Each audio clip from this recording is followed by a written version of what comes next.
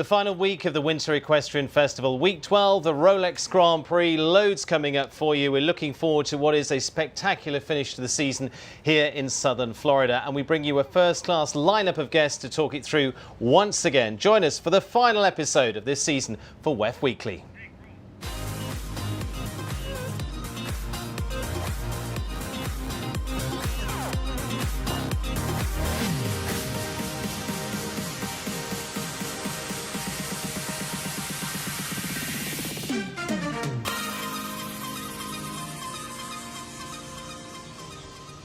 The Winter Equestrian Festival coming to a close. Week 12, as it's known, the Rolex Grand Prix week, and a massive week, the $500,000 Rolex Grand Prix.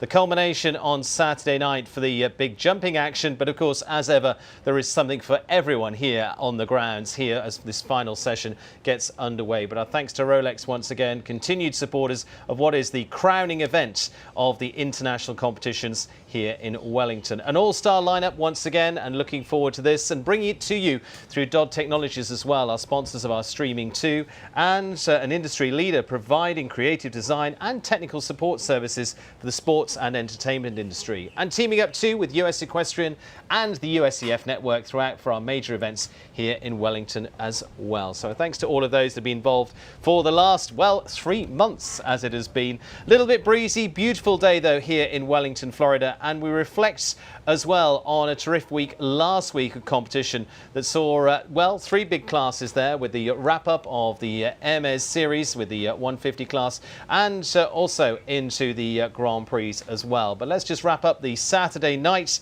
from that point of view, and also the WEF Challenge Cup, because it was a big week for Lily Keenan, taking home the Adequan WEF Challenge Cup and the Grand Prix throughout the week on a fabulous Sunday afternoon. We completed out in the sunshine for a double for Lily. In fact, I think the third rider this week to do that, last week to do that, through Jordan Coyle for gold to get to the top in the MS 150 series on Saturday night to cheers the Irishman bringing home the title this time around. Off and running as he goes. Lots of fun had there. I say a big double week for Lily Keenan with both the WEF Challenge Cup and the Grand Prix as well. Emulates McLean Ward and Ben Mayer through this season. And then Jordan Coyle bringing home that series for the 150. Top of the tree there. Very well done to them. And we also caught up with Lily Keenan after that Sunday success, crowning a massive week for her. Here's what she had to say.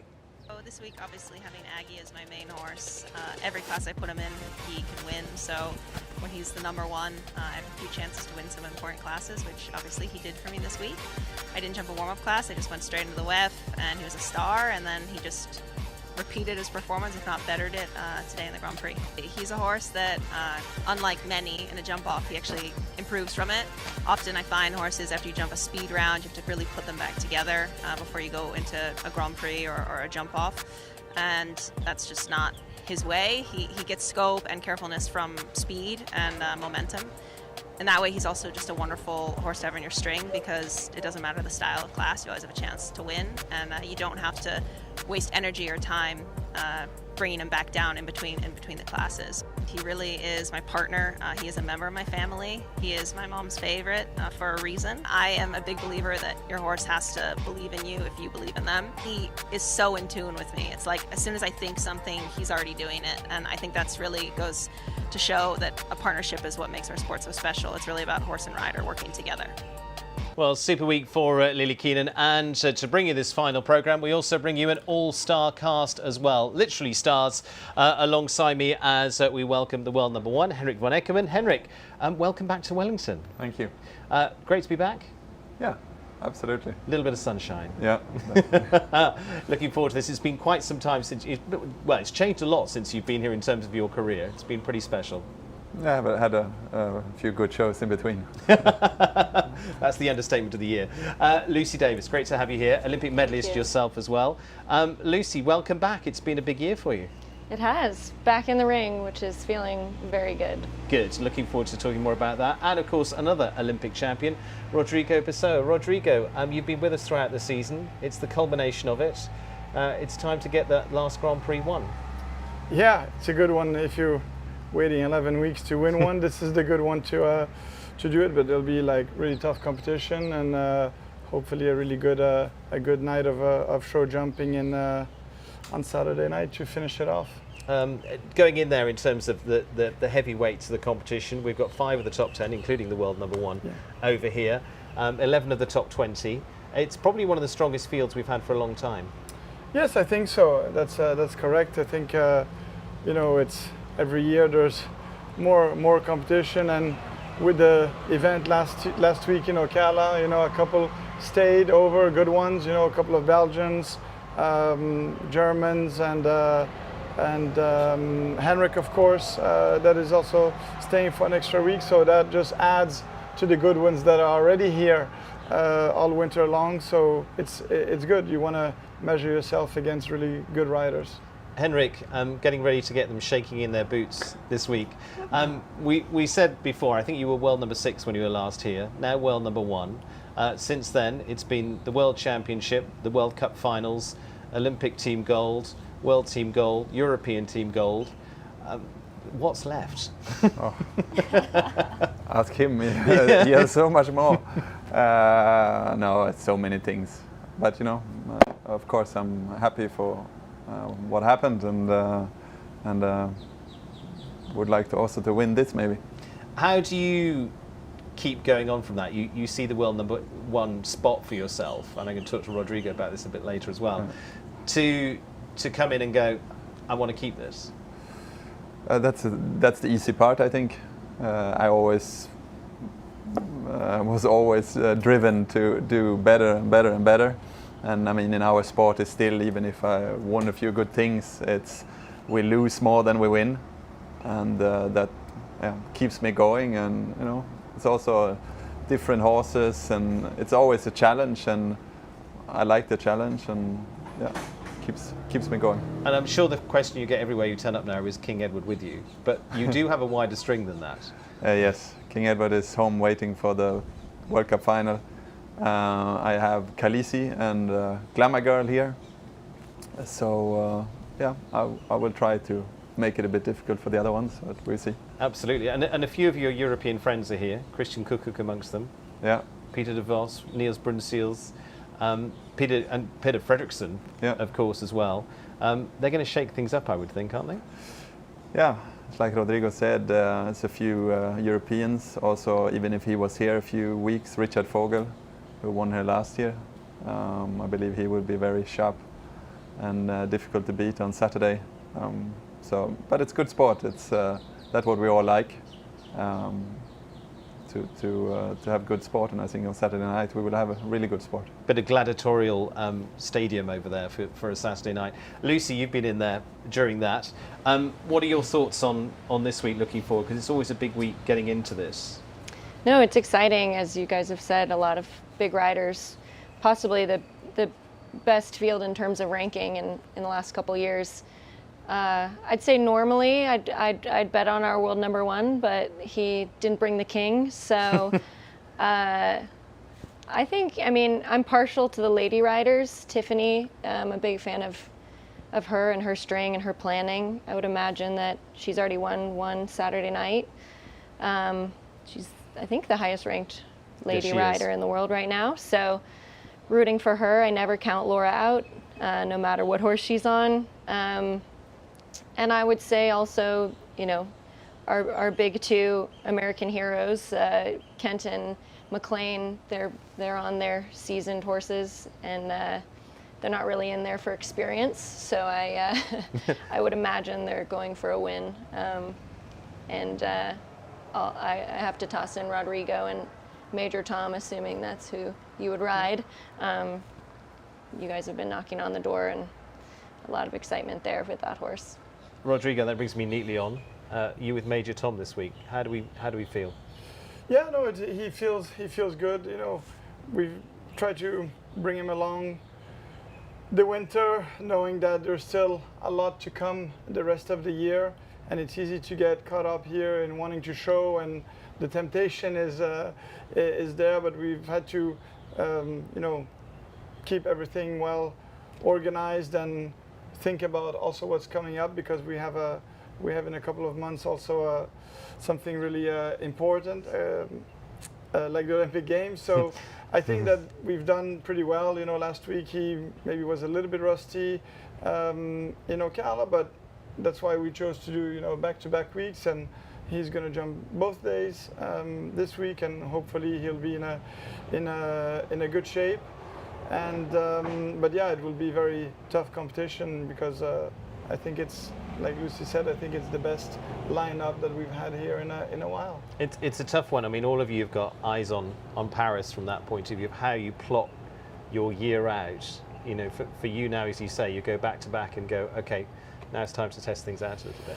Yeah, there's only so many times during the year that the horses can peak, and the first 3 months, I think here, for me personally, I used it as really getting him back. He had a long rest after the Pan Ams, and getting him back into the bigger sport. He jumped one Saturday night only, and I wanted to save him a little bit, and maybe I saved him too much because Ocala, he was a bit rusty, but then we were thinking about this week as our main focus for this winter, and then a rest again, and then start the outdoor season, a little bit of grass, and getting ready for August. So it all requires a lot of planning, and then it's always a question with the horses, you never know what can happen. So you can make little plans and it all looks great on paper, but at the end of the day, it's the horse that tells you when they're ready to go or not.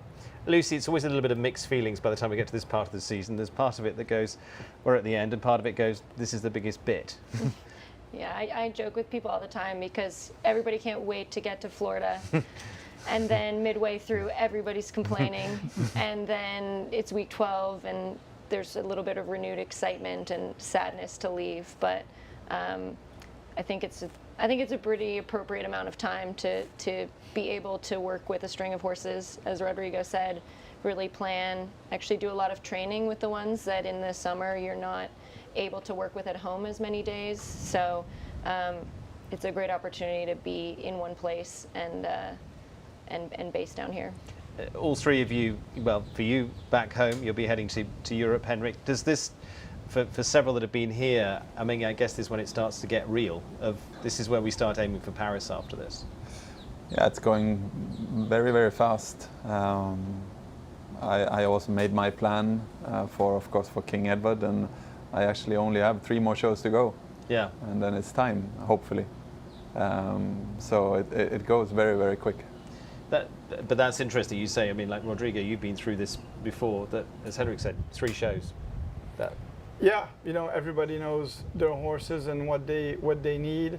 If you have a certain experience, you are also able to wait for these shows and make sure that everything is ready to go when it comes time.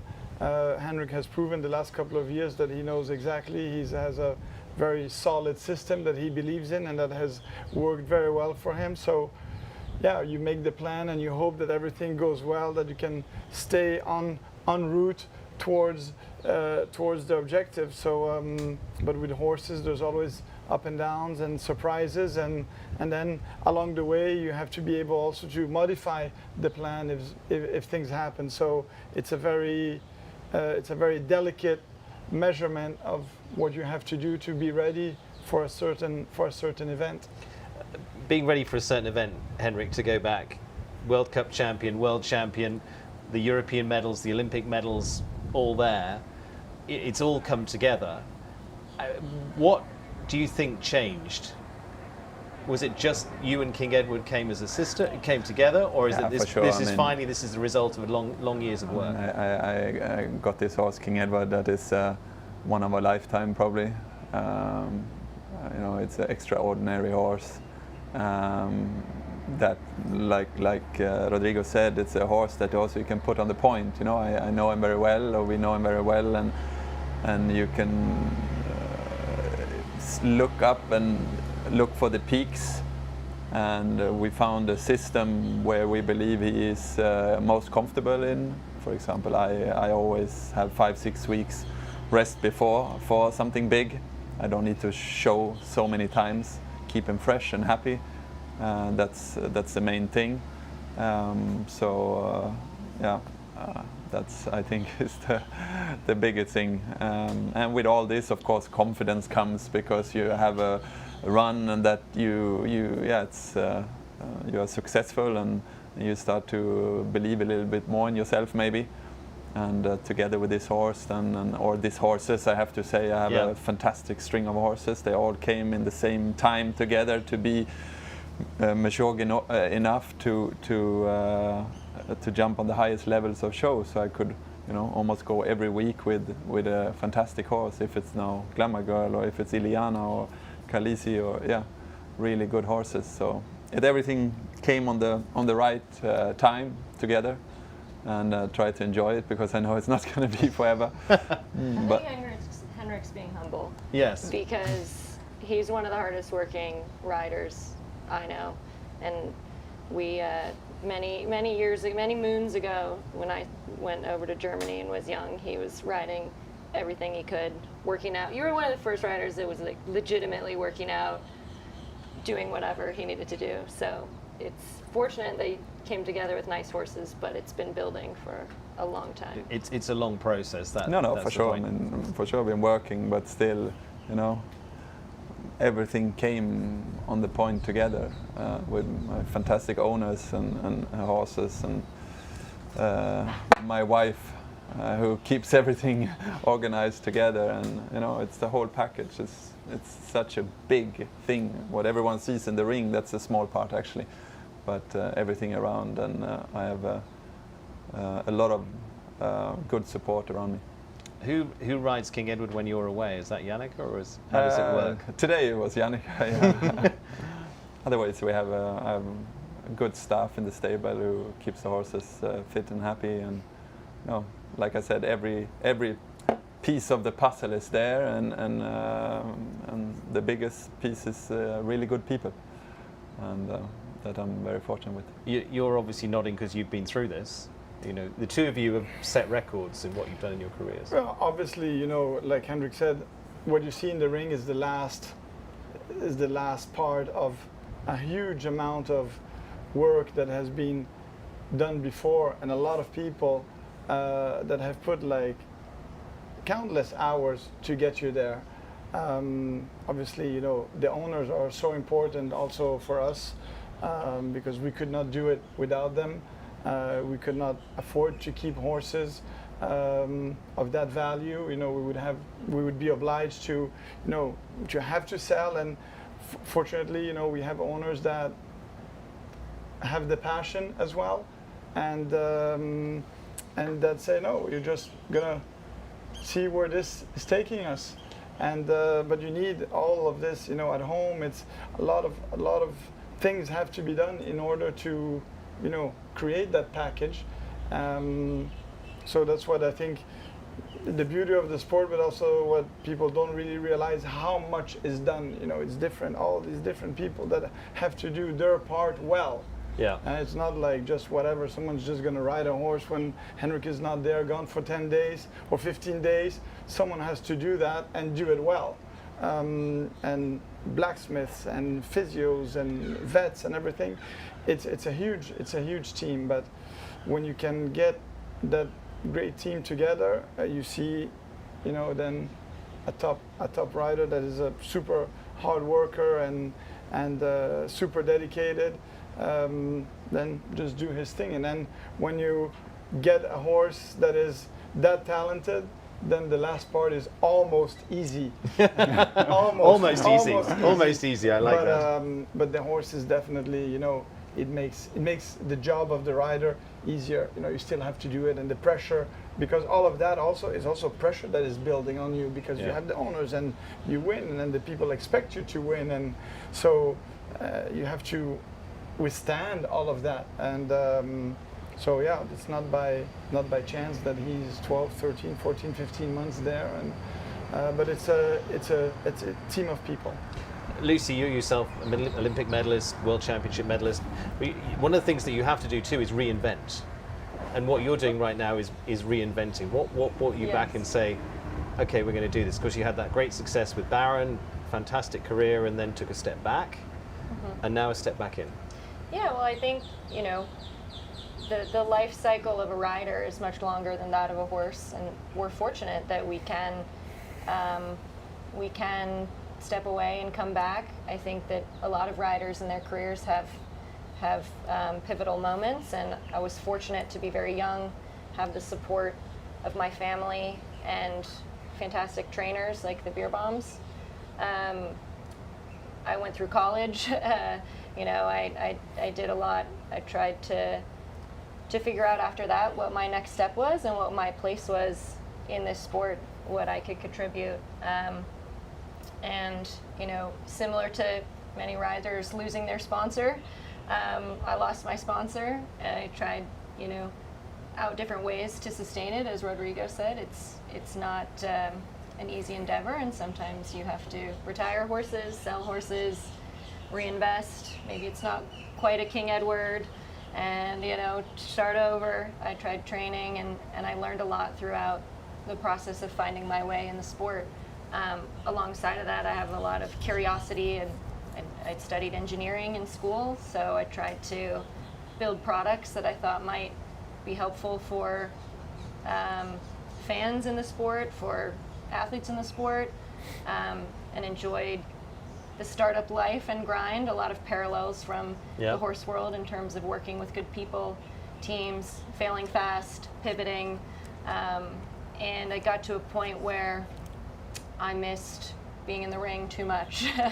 So about a year and a half ago, I started a crusade to recruit a wonderful group of owners who have given me the chance to be back under the lights here at WEF, and hopefully can use that as a foundation for and a scalable, more sustainable future in the ring. Really grateful to those group of families. And for you, I mean, you're coming in with Ben that won the Aachen Grand Prix. How's that feeling? Because that's probably a bit of pressure as well. Yeah, I mean, I don't look at it so much as pressure to what Garrett did with that horse and the Nieberg family, and I'm just grateful to reap the rewards of getting into the Grand Prix again on a very experienced horse. He has all the bells and whistles, and it's sort of about getting to know each other. There's always pressure, but that's also, I think, what gives us a little bit of vitality and keeps us back in, keeps us addicted to working with the horses, and then being in the ring and having those moments where it all comes together. So the drive's back. It never left. I just had to figure out how to deal with it. You've been through that. You went off. You were Irish chef to keep at one point, and then you're back with an amazing string of horses. And you say you've got good owners with there that actually have been through further back in the sport. What does that feel like? No, it's great, to have the opportunity to have owners that are passionate about the sport. Lucky to have the support of Jim and Christy Clark, and we've always trying to find also better horses and try to build a string without having 25 horses in the stable, but build the best string possible to be competitive every time we go out. But it requires obviously a lot of funds, but also the horses, to find the horses, because we're not the only ones that are trying to do that. There's a lot of people that are trying to do the same thing and that are looking for the same horse. And the last couple of years, the people that are able just to buy a horse for any kind of money, there's just a lot of people. So it's quite difficult to put your hands on the horse and then everything has to go right. But you need, the start of it is obviously the person that tells you, okay, we want to go to the Olympics and we try to have the best horse possible, and let's go out there and find it. And you get some, and some you miss, and some you get right, and it's all part of the journey. But without the support, it's very difficult to do. Henrik, world number one position. Rodrigo's been world number one as well. What's that extra push? You've been up in the top 10, that then went, okay, number one spot. How did you feel that? You've got King Edward in there. Do you feel there was an actual push for that, or did it's one of those that thankfully came with the success? I always try to make a plan for what I believe is right for my horses, and I knew that I had amount of group of horses that could perform on a good way. Of course, it was always a dream to be number one, but I always tried to just, I knew if I could make a good plan, it was possible if I just, stick to my plan. Because I think it's very careful, you have to be very careful if you start to chase this too much, that you run the horses too much. So that I'm actually most happy with. I could make a really good plan, and I became number one, but with sticking to that plan. And not that I become number one and then it's all over and you're dropping like a stone because you're overused. I mean, maybe that's why I also stayed number one for a bit longer, because I have a feeling that my horses are in a great shape and they keep on performing. And this is my goal, to not just have a 1 year really good. I would like to really perform. If it's now King Edward, he's old enough to say, okay, it's time to retire, because he's old, but really keep him happy, sound, and long in the sport. So, world number one for the next 5 years then? No, that won't happen. But yeah. But a lot of that, Rodrigo, you went through. You were world number one pretty early in your career. From that point of view, do you sort of have a different perspective on it now? No, it's absolutely right. If you chase it, you kill the horses, and maybe you get it, but you don't stay. You stay a month, you stay 2 months, and you're in and out. What he has been able to do is to continue and be for over a year, and that's really special, because that's really a testament of the planning and being able to keep the horses going and always performing. And at some point the wheel turns also, horses have a little something, and someone else is chasing behind and will get the time. But it's good to have done it once in your career, and it's a nice recognition. But I think most importantly, you want to be remembered or talked about, someone that does good to the horses, that is plans well, and that is keeps the horses a long time, and that takes good care of the horses. I think that is very important. And the number one, it comes, but also it's not like it's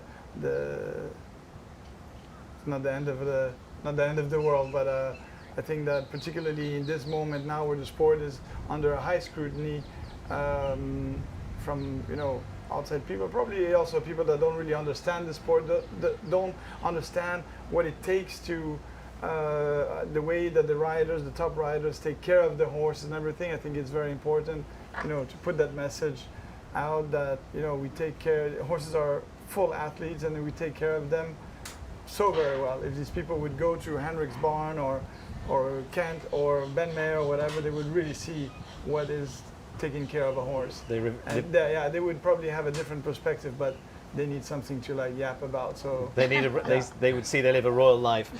We're talking about living a royal life. Major Tom. Let's talk about Major Tom and a harmonisation of two of you working together. We've got a little bit of Major Tom here. But this has been a patience from you to have this horse to the top. Yeah, we were lucky to be able to buy him as a 7-year-old, and we immediately recognized that he was super talented, but was very sensitive, very delicate. So we did take the time as an 8-year-old and 9-year-old. We didn't push as much, and last year he really came into another gear, and really we were able to consolidate, and now all we try to do is try to save and make it last as long as we can, because we know that it's very hard. I know that it's very hard to find a horse of this caliber, of this quality. So all you want is to take good care of the horses and try to make it last as long as possible. They're very delicate, but like I said, it really makes the job of the rider so much easier when you have a horse that is with you and that is that intelligent and that has all the abilities that this horse has. Lucy, swinging it back to how this all fits in this week, and we mentioned some names in there: Kent, McLean, Laura, just a few of those as part of this week's event. Let's talk Rolex Grand Prix and the thoughts of how all that harmonisation and hard work comes in. What are your thoughts on the American Challenge? I mean, I never count any of those three out of any class they're in. Like I said, with any horse, I know Laura's been building up with Bisquetta this season and giving that mare a chance while Baloo or Balutinu rests up for hopefully a big summer. Kent here Kent with with Landon. If Kent makes the jump off, I mean, everybody is going to mess up trying to catch him pretty much. But Kent and McLean are a special competitive jump off pair, so I'm not sure which one he'll choose for the Grand Prix. Kent's going Landon. He's going Landon? He's going Landon, Well, I I'm can sure tell you there's that. a master plan behind that because he is one of the best planners and managers, as Rodrigo said. Laura Biscuit. Lauren Biscuit, she's very talented mare. She's, like I said, just moving up to this level, this circuit, and has had a bunch of wonderful rounds within the Nations Cup and a few of the Grand Prix. So I think it's a perfect next step for her, and Laura can ride literally anything. McLean and Callis. McLean and Callis. He got second, what was it, week 7, 8? And I think he's still bitter about it, so I would imagine that he's going to go for the win here. They jumped really well last week, so I'm sure are ready to step in straight away and try and go for a win. And we always like a little disruptor in there as well. Carl Cook, of course, winner of the $1 Million Grand Prix last season. He's got one there that could shake things up here as well. Yeah, I mean, do you know which one he's planning to ride? 'Cause Not he has sure. two options He's got two too. good options. It's 2 good options. Carl always goes for it. I grew up riding with him in California. We were Zone 10 teammates for many years. I think that this mare, Kalinka, as well as Caracol from Julien Epayard are some of the best horses in the world. So they can definitely jump the track, and Carl will go for it. So. Do you have someone that you've got maybe that's an outsider this week, or are we just looking at? Do you think we're looking at the good faces that we're Outsider. used to? Who's the long shot? I mean, it's hard to say because there's so many countries that have really stacked riders. I mean, I mentioned Tiffany, but also Shane Sweetnam's been here doing well all circuit. I think he would likely ride his good horse, James Ken Cruz. There's always some young ones stepping up. I think it's beautiful because similar to maybe golf, or I watch a lot of golf, and it could be anyone's day, which makes it exciting. There's, as Henrik said, you lose more than you win, and so there are definitely favorites, but it could be anyone in the class. Absolutely. Well, we're going to get to have a Grand Prix show as well to give a rundown of who's coming up in there. We've got your views from that point of view. Rodrigo, Rolex, you're a Rolex testimony as well. We're into their second event of the season. We already had the Dutch Masters with a very exciting finish there with Willem Graver. Yeah. They've got their 4 majors through the season with Aachen as well to come, Spruce Meadows and Geneva, and now into the series of shows. This is a big year for them. Yeah, I've been with them for 25 years now. They're an incredible partner. They're so much behind the sport and really want the best for the sport and always trying to get better and invest in shows. And they got Dublin this year, which is really a fantastic event to add to the 8 or 9 that they have already. I mean, also the sport, we owe it to them. They have always been there, and despite everything that happened the last 10 years with a competitor, they've always stayed and kept their course, and I think we are very grateful to have a partner of that quality in our sport. They could be anywhere. They are in a few other sports, not many, just motorsport, sailing, tennis, golf, and equestrian. So we're very lucky to have them, invest in our sport, and I think they're a great partner and a great, for the image of the sport. It's a good kickoff here as well for the American stage. Yeah. So we're going to go and have a look at some questions. We've got questions for you. Forget my questions. For questions for you, Lucy, we're going to start with you from some of the questions from our viewers as well, as we'll take a look at each of these upcoming. So we'll see what your views are on those. So So let's take a look at the first of the questions. Lucy, what are your plans now you're back in the sport? You can give us a little bit of that. What are my plans? Well, I'm sort of trying to build from the ground up, as you might say. I started with an amazing horse, and I'm hoping to get into some more Grand Prix and hopefully team events with him to get back at that level. I'd also love to look towards the future. The Olympics in LA are in my hometown, Yep. so as Rodrigo said, he found Major Tom at 7. You start looking for those really quality young horses that you can spend more time with and build up. So I definitely am looking towards a hopefully long-term future back in the ring. Good. Let's take our second question. How long have you been showing? Hey, that ties in nicely. Oh, wow. Like trying to do some quick math. 25 years. I'm 31. When did you start? How young were you start? When I think I did a few local shows, lead line type stuff when I was 5 in California. But my parents were very adamant that I not do an individual sport too soon, given that I was very competitive as a child, and they thought I should be on a team. So I played soccer through high school while riding, and got more serious in high school about competing with Archie Cox and Dick Carve and Susie Schroer out in California. And then when I was 17, started going over to Germany with Marcus Beerbaum and Meredith, which was an amazing experience and really took me to the senior level. Excellent. Okay, third question for Lucy. We've got, how do you mentally prepare going into the big classes? What's your Zen moment? How do you do it? I think everybody's different. You have to find a plan that works for you. I think if I think too much, I stop riding, so Marcus Beerbaum used to joke with me. I'd be doing homework. I'd be like 15 out, and I'd be doing homework, and he'd be like, "You need to pay attention. You need to get in." And I was like, "I'm good. Like this is what I need to get my plan and go." So I try to prepare a lot before the show, so that you feel confident that you should be in that class, and then I think have to let go a little bit of the expectation and just focus on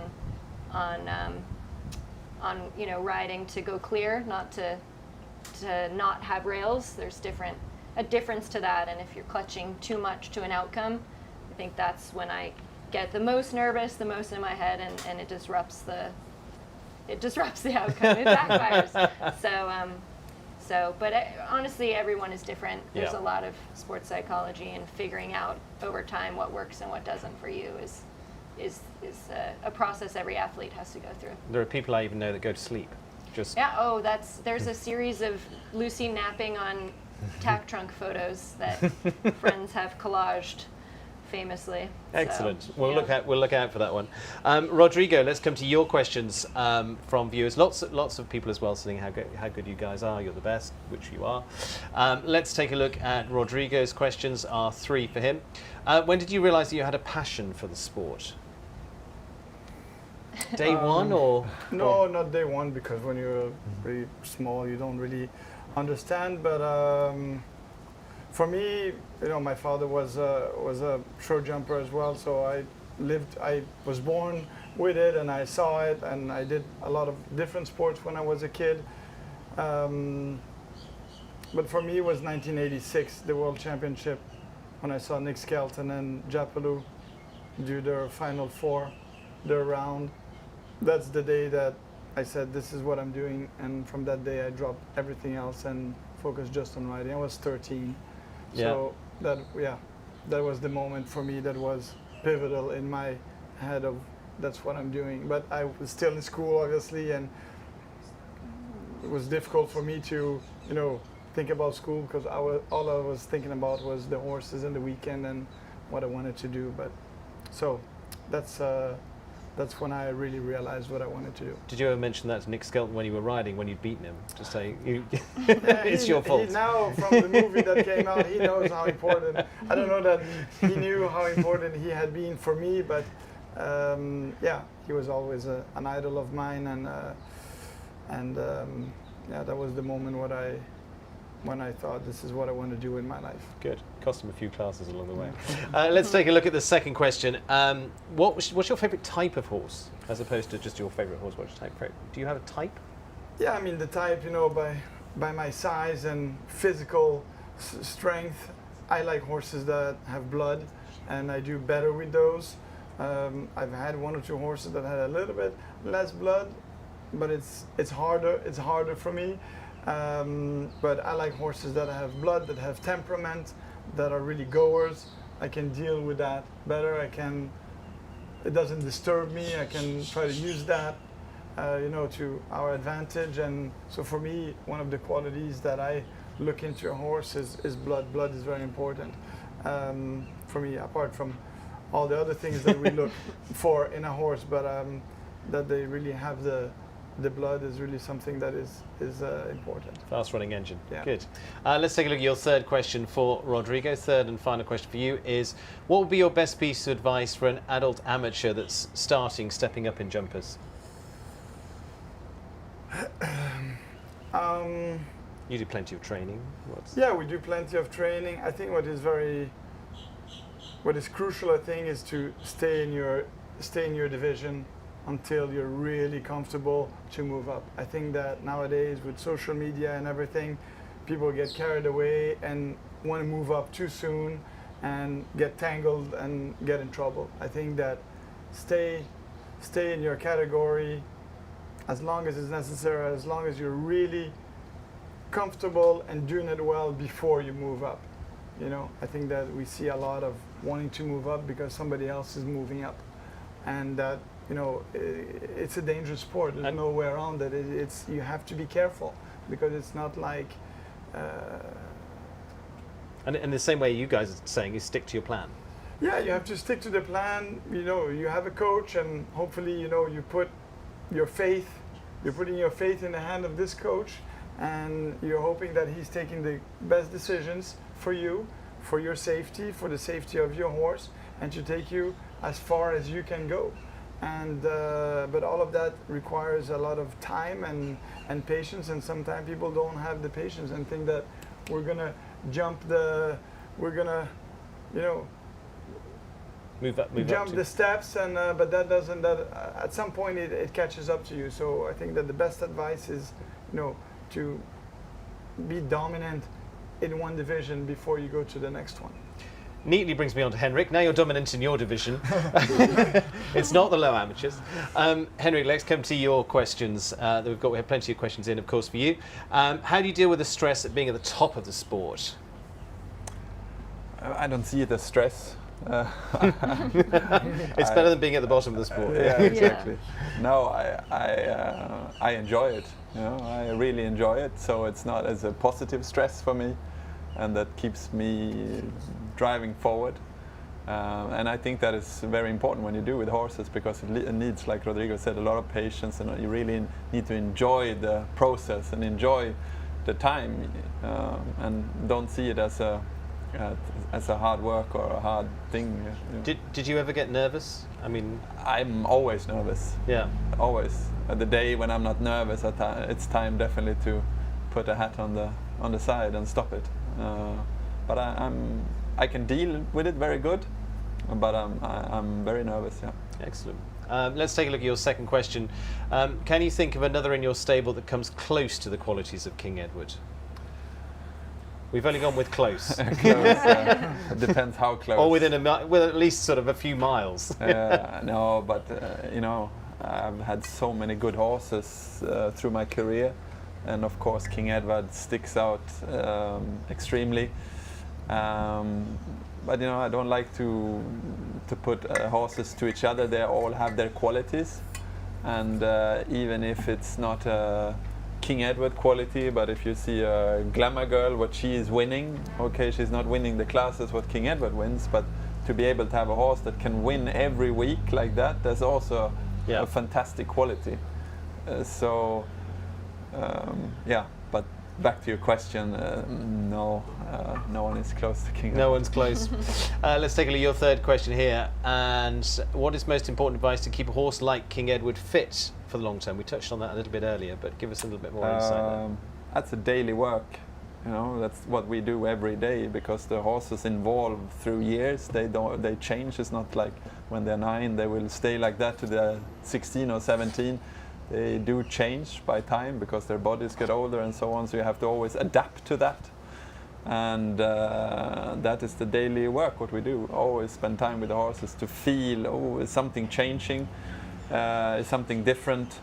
I have a good plan, but of course you have to be able to adapt to how the feeling is. And that's why it's important to know your horse very well, so you can see a little bit what's going on before something happens. And yeah, so.